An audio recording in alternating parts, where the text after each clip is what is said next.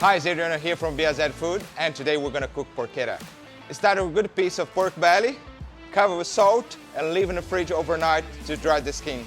Next day, rub off all the salt from the skin, turn around and apply a good coat of gringo. Next, you need to find a good quality pork sausage and squeeze the meat out on top of the pork. Flatten the sausage on top of the meat and last roll. Now wrap tight with a butcher string. When you finish tying it up, it should look like this. Now give the skin a good coat of olive oil and add salt. Now into the barbecue, place in the center, charcoal baskets each side, and direct cooking at 200 degrees Celsius. It's been an hour and a half. It's ready when the internal temperature reaches 65 Celsius.